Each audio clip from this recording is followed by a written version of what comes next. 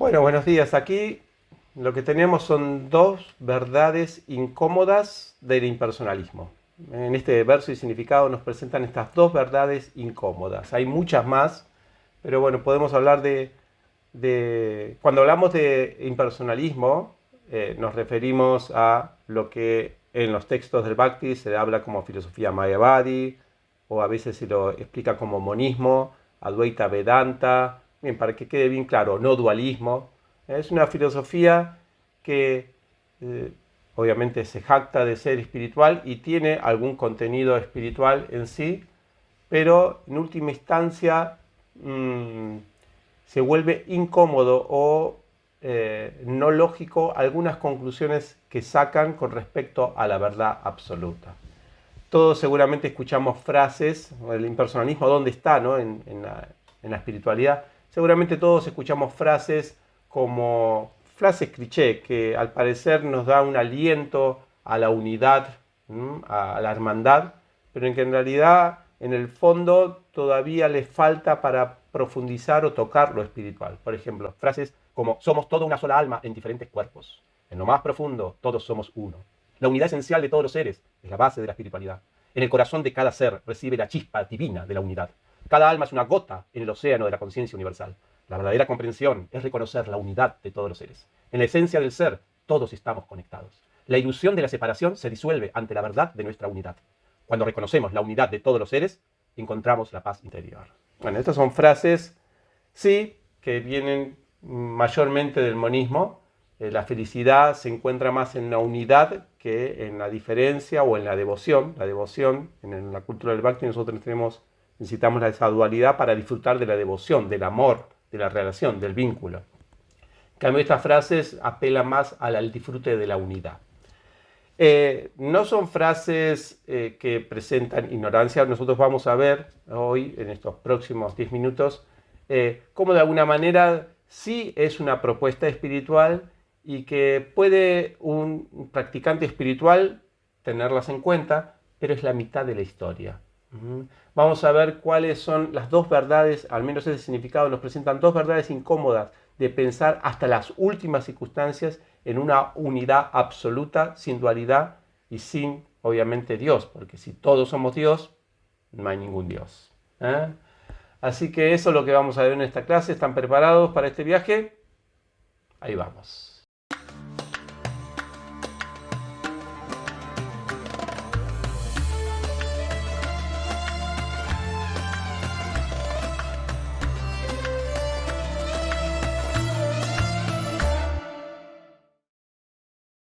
Antes de continuar viendo este video, quería decirte que si te gustan nuestros contenidos, te invito a unirte a nuestros esfuerzos y ser parte de la revolución espiritual que tanto el mundo necesita. Tenés 4 maneras de hacerlo. Primero, suscríbete a este canal si todavía no lo has hecho y activa la campanita, así te avisamos cuando subamos un nuevo video. Segundo, regalarnos un like o escribir un comentario con alguna reflexión tuya sobre los contenidos que vamos compartiendo. Esto te toma solamente un segundo y nos ayuda un montón a que se viralice el video. Tercero, si uno de los videos te ha gustado y te ha parecido muy útil, hacele clic en el botón gracias y deja una colaboración a tu gusto. Y cuarto, te invitamos a unirte a la comunidad de este canal y recibir todos los beneficios que reciben todos nuestros miembros. Por ejemplo, vas a poder participar de los encuentros quincenales que organizamos por Zoom, donde reflexionamos con estudiantes, investigadores y enamorados de la cultura espiritual de todas partes del mundo. También podrás recibir descuentos en los cursos que ofrecemos en nuestro campus educativo virtual culturalbhakti.com y además vas a poder acceder a bonificaciones en el alojamiento que nosotros ofrecemos en nuestro Eco Becky Hostel en las hermosas sierras de Córdoba, en Argentina. Entonces, primero, vamos con la primera verdad incómoda que nos presenta este significado con respecto a la forma en que el impersonalismo, Advaita Vedanta, monismo, bueno, dualismo, todo lo que dijimos en filosofía Mayavadi, trata de arañar, digamos, por decirlo así, la verdad absoluta, o entenderla, comprenderla, absorberse en eso. La primera parte del significado acá dice lo siguiente: los impersonalistas siempre piensan al revés. Piensan que debido a que hay forma en la materia, el espíritu debe ser amorfo. Debido a que en la materia hay sueño, en el espíritu no puede haber sueño. Y debido a que en la adoración archana se acepta el sueño de la deidad, adoración archana nos referimos a las prácticas del bhakti, ¿no? Donde se considera una adoración más personal. Y se considera a Dios personal y por lo tanto se lo sirve personalmente. Dice, debido a que en la adoración archana se acepta el sueño de la deidad, el archana es maya. Maya o ilusión, no tiene realidad fundamental espiritual. Todos estos pensamientos son básicamente materiales, es el significado. Pensar positiva o negativamente es no obstante pensar materialmente. Toda la filosofía de la escuela Mayavada, basada en ni esto ni aquello, neti neti, es básicamente material. Esa clase de pensamientos no puede brindarle a uno la oportunidad de conocer a la suprema personalidad de Dios tal y como es. Esto es, la primera verdad incómoda que nosotros encontramos, ¿no? O digamos algo incómodo o ilógico que encontramos en la filosofía monista, que es para llegar a la verdad absoluta, a la comprensión de la verdad absoluta, se basa más en la negación que en la afirmación. Es como si yo digo, aquí quiero definir, una linterna, ¿no? Quiero definir a esta linterna. Entonces yo les digo, ustedes no conocen lo que es linterna, y les digo, bueno, no es estos libros que están acá, no es esa estatua que está ahí, no es esta pared, no es esa luz, no es ese mueble que está ahí atrás, no es esa decoración de bronce que está ahí. Entonces yo les dije todo eso en forma verbal. ¿Alguna vez van a llegar con ese concepto a lo que es la linterna? Imposible. La negación nunca llega al objeto. Puede ser que nos ayude a decir lo que no es, pero no es la nada. El concepto no es la definición prácticamente de la nada. Ya lo decía un filósofo griego hace mucho tiempo, Parménides, más o menos el creador de la ontología como la metafísica, como la conocemos hoy en día. Y miren qué frase interesante. Aquello que es. Y aquello que no es, no es. Así decía él. Los filósofos griegos tenían tiempo para ese tipo de filosofías. Entonces, bueno, ese concepto, a pesar de que parece simple, tiene mucha verdad. Porque aquello que no es, no nos dice nada de una existencia. Lo que no es, no existe, no hay manera de que sea. Por lo tanto, si no es, entonces, ¿qué estamos definiendo? Nada. Entonces, volcar todo nuestro argumento para saber lo que es la verdad absoluta a partir de una negación siempre nos va a traer una respuesta al menos difusa, ¿no? Al menos difusa o indefinida. Es como llegar a un punto cero. Es como decir, bueno, ya sabemos lo que no es. Ahora, bueno, ¿y qué falta? Es como, en un sentido, es la mitad de la historia de la verdad absoluta. Es la mitad de la historia de Dios, lo que se nos presenta en el monismo. La mitad de la verdad. No es mentira, pero tampoco todavía llegamos a la verdad o no la tocamos. El asunto es que cuando basamos todo nuestro concepto del absoluto en una negación, en lo que no es, decimos, no, la verdad absoluta no puede dormir, no, la verdad absoluta no puede tener un cuerpo como nosotros, no, la verdad absoluta no puede tener conciencia, no, la verdad absoluta, no sé qué, empezamos así. Como nosotros estamos en el plano material, en este plano que estamos aquí, tenemos sentidos de conocimiento, con estos sentidos nosotros conocemos el mundo. Es difícil, prácticamente imposible, cuando uno hace deliberaciones filosóficas, no tener al menos una concepción mental acerca de ese objeto que uno está describiendo. O ejemplificarlo o algo. En la mente tiene que estar una concepción, porque cuando nosotros negamos algo tenemos que tener la concepción de lo que podría llegar a ser eso que estamos negando. ¿Me explico? Entonces, en ese punto, una verdad muy incómoda del impersonalismo, que ante eso, ante esa dificultad de definir positivamente algo, optan por dos caminos que son justamente lo que lleva a la perdición en la vida espiritual. Por eso que es peligroso ese camino. Esos dos caminos para concebir algo cuando no hay concepción cierta o cuando solamente se basó en la negación. El primero es que arbitrariamente empiezan a concebir un objeto, arbitrariamente, como si fuera el símbolo de esa verdad. Saben que no es la verdad, pero necesitamos algo para focalizar los sentidos. ¿Me explico? Entonces inventan cualquier cosa arbitrariamente, caprichosamente. No importa si no es espiritual. Entonces así aparecen todo tipo de idolatrías, símbolos, el símbolo Om, todo, cualquier cosa que un paisaje. Entonces, si uno ve los meditadores que adhieren a la filosofía monista, cuando tienen que meditar, es un parto prácticamente. Porque lo único que meditan es cosas inventadas que te hacen paz. Algún objeto, no sé, el retrato de tu mamá, la unidad mundial, paisaje lindo, el cielo, las estrellas.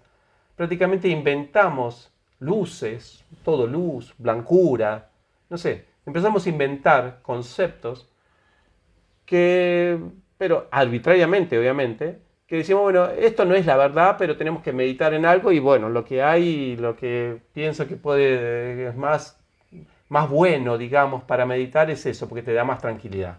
Un concepto completamente material. Estamos meditando en un concepto material, no espiritual, inclusive arbitrariamente, ¿no? Inclusive, les puedo decir, hay algunos mayavadis que ven, o impersonalistas, que ven la eficacia que tienen la adoración o la hermosura que tienen los altares de los bhakti yogis, en su forma de adorar, o de tener objetos espirituales para su adoración. Entonces, le roban esos objetos. O sea, roban en el sentido, empiezan a usar los objetos del Bhakti Yoga para hacer sus prácticas espirituales.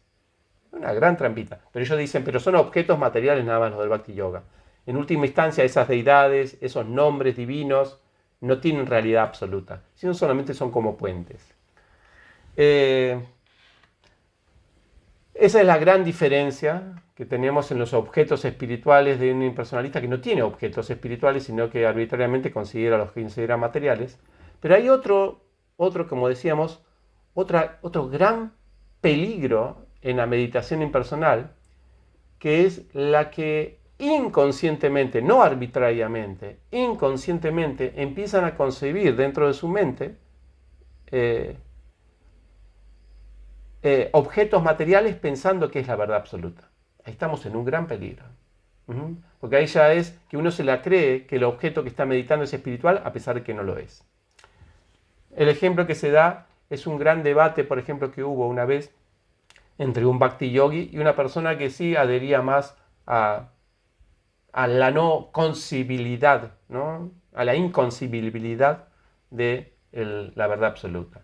Entonces, esta persona cuestionaba al bhakti yogi y le decía, ¿por qué adoras formas? Estás limitando al Señor en una forma específica. ¿Por qué cantas ciertos nombres cuando esos nombres lo estás limitando? El Señor tiene otros, no tiene nombre. Bueno, cositas así como que aducía que el bhakti yogi estaba limitando al Señor por tener todas esas cuestiones.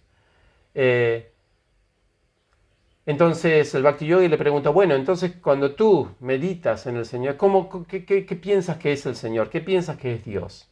¿Qué piensas que es la verdad absoluta? Y él entonces respondió tranquilamente, bueno, Dios es omnipresente, está en todas partes. Es eso que está en todas partes. Es la energía que nos rodea. Entonces el bhakti yogi muy inteligente le pregunta, bueno, está bien, es verdad, es eso. ¿Y qué concibes tú en tu mente cuando dices eso? Cuando dices que estás en todas partes. ¿Qué es lo primero que se te ocurre? ¿No? Y él dice, es el aire, es el éter, es el espacio, es la luz que nos rodea. Ahora fíjense, cuando esta persona concibe dentro de su mente eso, en su mente, ¿qué aparece? El aire, el éter, aparece luz, aparece lo que él ve con sus sentidos en esta existencia material. O sea que, y el Bhakti Yogi entonces dijo, entonces vos te estás concibiendo al Señor con una sustancia material. Luz, éter, aire.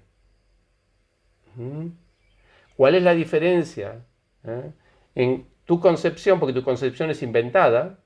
Nadie te dijo que el aire es Dios. Vos lo estás concibiendo internamente.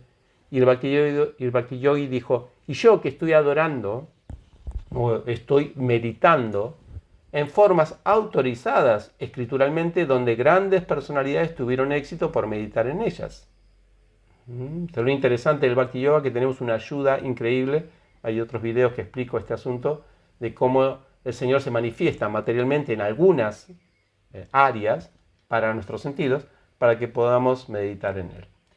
Entonces, esta es la primera verdad incómoda que aparece en este significado. La segunda, y ya terminando, es que se empieza es muy relacionada con la anterior, se empieza a pensar en la verdad absoluta comparándose con uno mismo. Esto es relacionado con el neti neti o la negación. Si yo tengo sentidos, ¿no? Por ejemplo, yo tengo sentidos acá, yo tengo emociones, yo tengo relaciones, el Señor no las debe tener. ¿Por qué? No sé, porque no.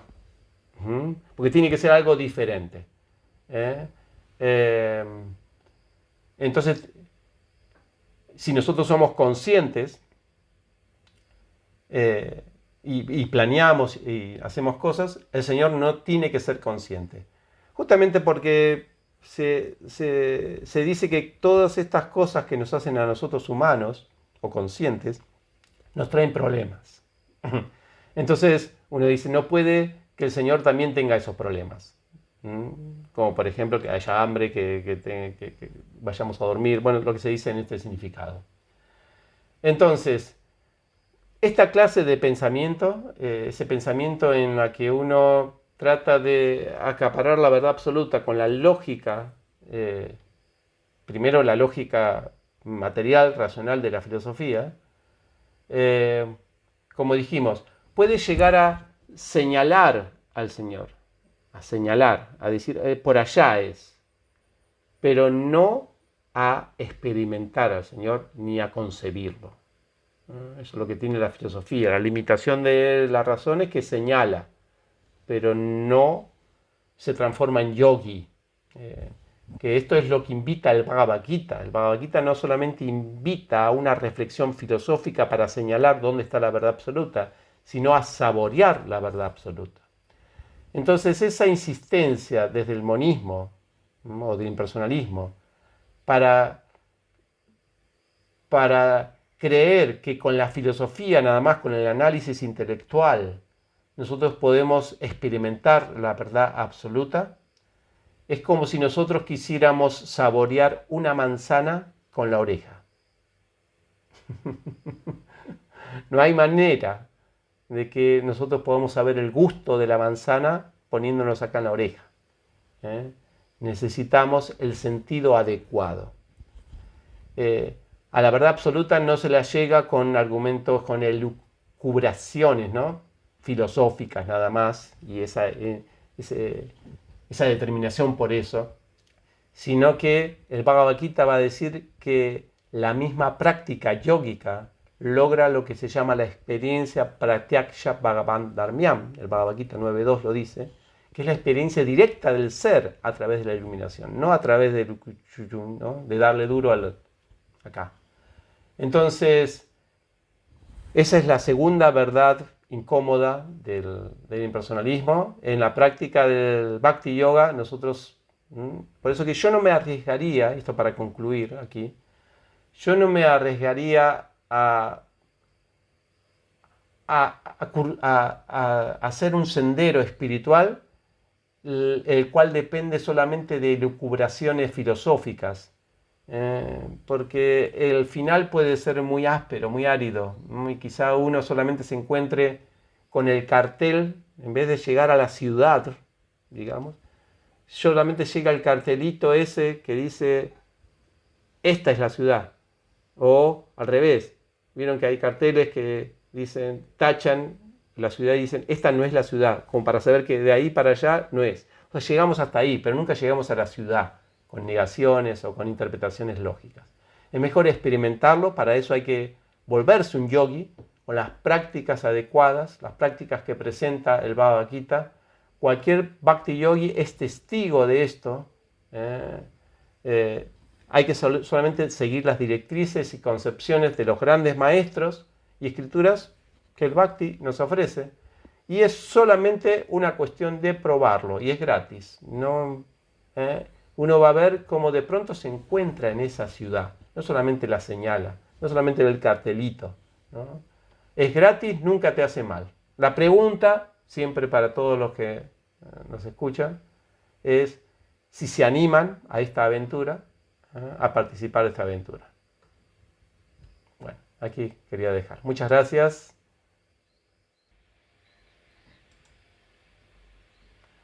Sí, aquí hay una pregunta. Dice, el Mayavadi no podría argumentar que así como el aire y el éter son materia, para el Bhakti Yogi no podría considerar la materia a la yapa, la deidad y el canto. Buena pregunta, Roque, gracias. Sí, el Mayavadi considera estos elementos materiales, porque no entiende la naturaleza trascendental de esos objetos. Esa es la gran diferencia. En el Bhakti Yogi consideramos que el Señor Krishna, ya lo dijimos en otros videos, ¿no? Dios, le tira una soga, nos tira una soga a todos los que estamos limitados por nuestros sentidos materiales. Somos todos acá. Todo lo que nosotros conocemos lo hacemos a través de los sentidos o de la razón. No tenemos manera de conocer objetos fuera de esto. Entonces, la pregunta es, ¿Dios no nos tiraría alguna forma, alguna soga en la que nosotros nos podemos agarrar por medio de nuestros sentidos? Sería muy malo de él decir, miren, no sé, yo soy trascendental a la materia. Si quieren comprenderme, arréglensela, no sé cómo van a hacer. Porque todo lo que tienen ustedes son sentidos. Y yo estoy más allá de los sentidos. Así que no sé cómo van a hacer para concebirme. Medio raro, ¿no? Es como, no, estamos acá en este mundo y no tenemos ninguna salida porque Dios está más allá de los sentidos y nosotros solamente tenemos los sentidos para conocer las cosas. Entonces, ahí es donde viene el concepto muy, muy fuerte, el gran regalo, esto ya lo dije yo en otras clases, el gran regalo o la gran fortaleza, el gran, digamos, producto, por decirlo comercialmente, que tiene la cultura del Bhakti o la filosofía del Bhakti. Y es el concepto de avatar. Avatar significa que hay manifestaciones en el mundo sensible, en el mundo fenoménico, en el mundo que nosotros podemos observar, que tienen naturaleza trascendental. Y esto no es arbitrario, ni imaginario. Esto lo establecen las escrituras del Bhakti, lo establecen grandes maestros que tuvieron la experiencia de eso. Y si uno no cree ni en las escrituras ni en los maestros, bien, no hay problema. Uno puede personalmente probar estos productos y ver si las escrituras y los maestros tenían razón. Es muy simple. Acá no hace falta fe ciega. Solamente probar.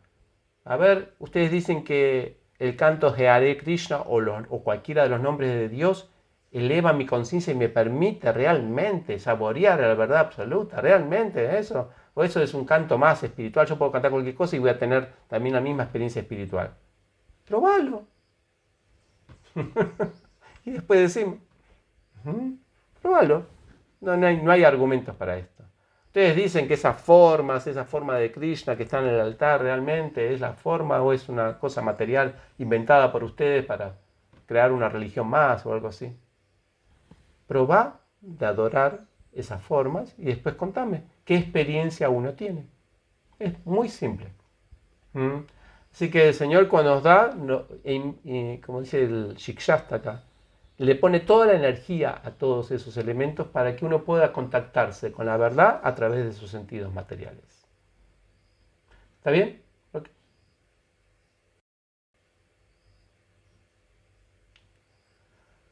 Hare Krishna, yo quería comentar algo más, que por qué no podríamos pensar de que otro tipo de movimiento puede contemplar la verdad a través de otro mecanismo, ¿no?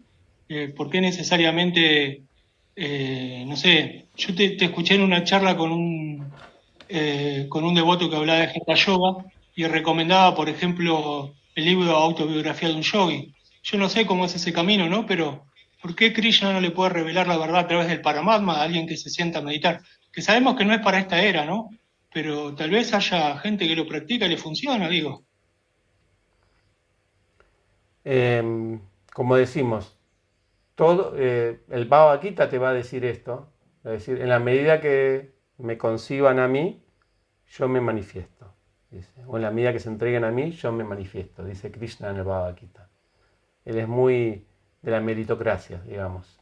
No le va a dar algo a alguien que no es lo que quiere o lo que se merece o lo que está concibiendo. Entonces, volvamos otra vez. Uno puede intentar, por medio de la razón, por medio de sus esfuerzos físicos, concebir la verdad, por medio de sus discusiones filosóficas, llegar a la verdad. Krishna se va a manifestar en la medida en que uno entonces concibe esa verdad y se va a manifestar de esa manera. Pero si nosotros queremos el concepto completo de la verdad absoluta, entonces creo que necesitamos que la verdad absoluta se manifieste plenamente, que Él mismo decida hacer eso. ¿Me explico? Es como si ustedes quieren conocerme a mí.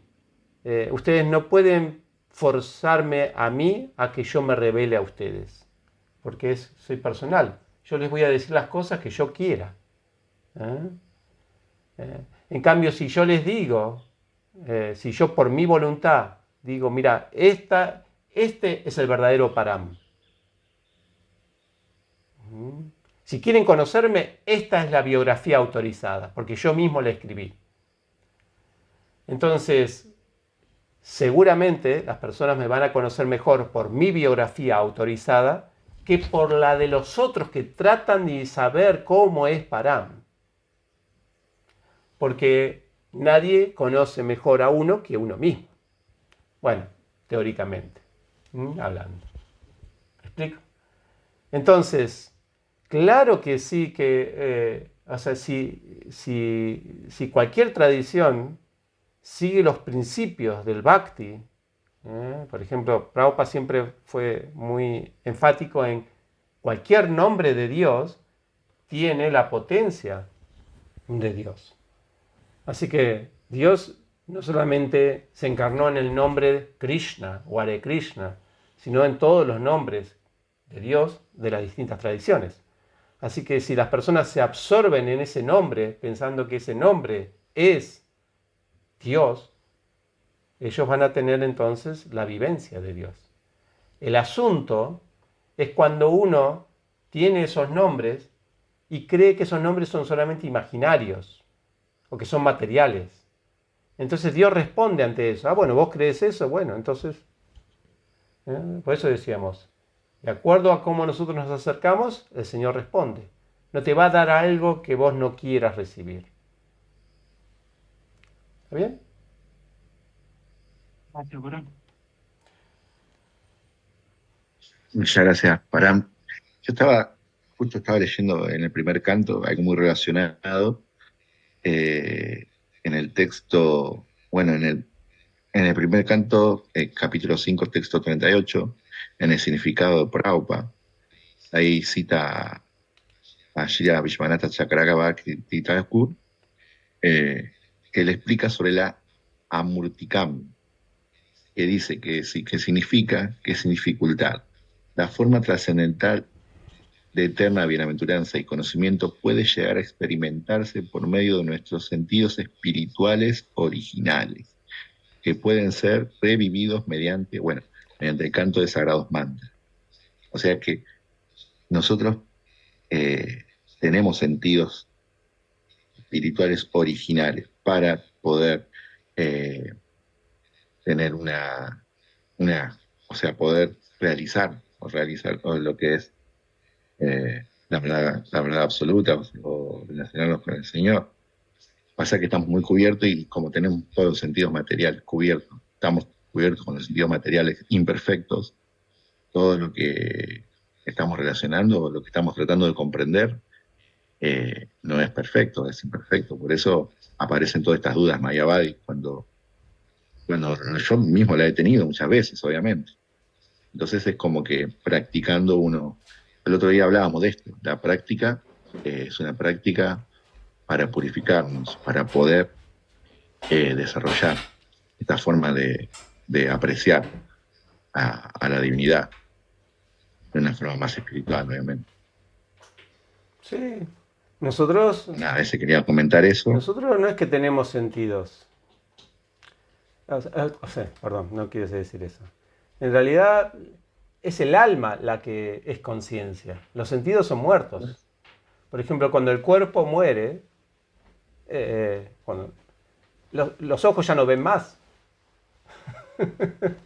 No son cosas que están mirando por ahí y que uno entra a un cuerpo donde están mirando. No, es el alma.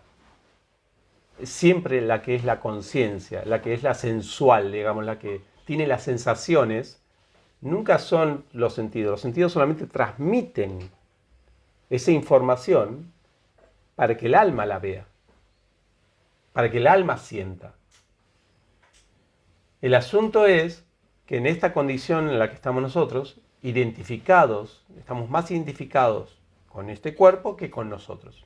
Entonces nosotros solamente percibimos actualmente, o nos limitamos a percibir con los sentidos materiales. El condicionamiento nos fuerza a eso. Es como, por ejemplo, si estamos en un auto, dentro del auto, nosotros vamos a estar completamente a merced de cómo está el parabrisas, ¿no? Cómo está el parabrisas. Si está empañado, nosotros estamos limitados a ver la realidad con el vidrio empañado. Entonces nosotros, como estamos dentro de este vehículo, estamos forzados a ver la realidad por medio de estos sentidos. Pero el que ve siempre es el alma. Entonces cuando nosotros nos liberamos, Sí. Empezamos a ejercitar el sentido interno, el sentido del alma. Por eso es Pratyaksha Bhagavan Dharmyan, el verso ese del Bhagavad Gita. La percepción desde el alma, desde el corazón, esa percepción no depende de los sentidos. Uno, por ejemplo, al cantar el santo nombre, no es que está percibiendo, ay, qué linda melodía o qué linda... No, de pronto algo en el corazón sucede. Cuando uno ve las deidades, las hermosas deidades de Krishna en el altar, uno no es que solamente lo ve con los ojos materiales de la belleza física que tiene eso, sino que de pronto hay otro sentido que queda atraído a eso. Es como que, ¿no? Ese es el despertar del alma, el despertar de la conciencia, de los sentidos del alma, que ahora está completamente dormida. A eso nos referimos. ¿Está bien? Sí, claro. Bien. Y como el ejemplo que das del auto, Sí. uno tiene que purificar los sentidos como limpiar el parabrisas también, para poder con estos sentidos materiales usarlos o verlos, espiritualizarlos, o Exactamente. poder captar. Sí. El Bhagavad Gita va a hablar de que, en los significados de la última parte del capítulo 3, cuando se habla de kama, el deseo, la lujuria, es justamente lo que empaña los sentidos. Nosotros vemos todo el mundo como un objeto para para satisfacer el cuerpo. Eso es el vidrio empañado. No nos permite ver la realidad tal como es. Esa ansia por disfrutar de todo el mundo hace que no veamos solamente objetos para nuestro disfrute y no podamos entender otras realidades. Así que la purificación consiste justamente en esa, desempañar este vidrio y empezar a verse uno mismo. O el espejo, ¿no? Hay muchas analogías con respecto a esto. El espejo hay que limpiarlo, así podemos vernos realmente quién somos. ¿Está bien? Si te gustó este video, por favor, suscríbete a este canal, o compartí el video, o comentalo, ayúdanos a difundirlos. Puedes unirte también a nuestro Patreon, donde podés recibir regalos exclusivos, materiales, videos, cursos que impartimos en nuestro campo. Nos vemos pronto, muchas gracias, un abrazo, hasta luego.